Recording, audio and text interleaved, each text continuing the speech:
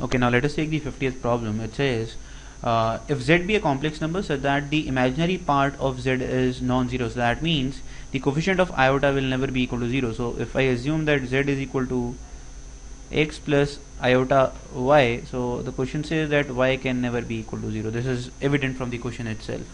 It is now given that a is equal to z square plus z plus 1, and we have to now find the values which a cannot take. Okay, so I would say this was a very good question.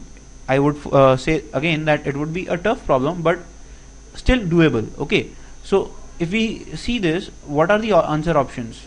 Answer option says that it is -1, 1 by 3, 1 by 2 and 3 by 4. So that means we are talking about all real values. There are no imaginary values in the options given.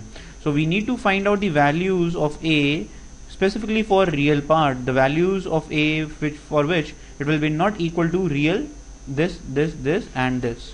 So let's do one thing. As we have already talked about the complex part in our videos, that whenever you are not clear about how to proceed, put z equal to x plus iota y, and let's see what the question becomes now.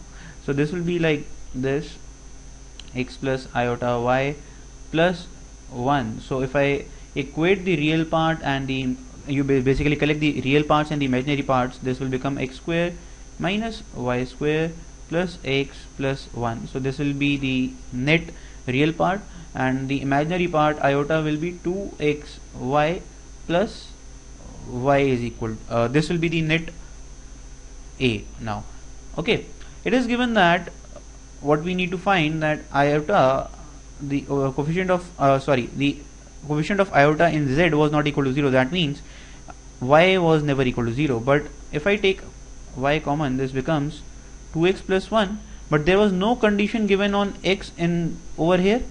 Alright, and we are talking about real values of a, so that means the coefficients of iota in the term of a has to be 0, and obviously y cannot be 0 because it's stated in the question itself.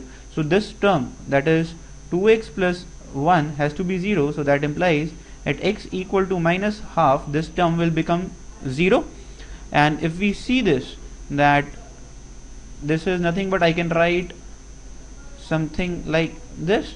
So if I calculate the minimum value, or you can say this expression, that is x square plus x plus 1, this is a quadratic expression which always takes values greater than or equal to 3 by 4. It never takes values less than 3 by 4. Okay, you should have by hearted this thing, because this is a very common expression in terms of quadratic equations.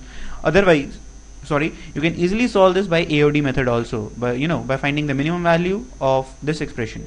So basically this becomes that 3 by 4 minus y square. Okay, this is now I am approximating this thing. Obviously y square is never equal to 0, because it will otherwise because it is given in the question. So that means it will never attain the value equal to 3 by 4. Okay, because y can never be equal to 0, so that means a cannot take value 3 by 4. The option D was the correct answer. Okay, so you can see that this was not a lengthy problem, but it was a tricky problem.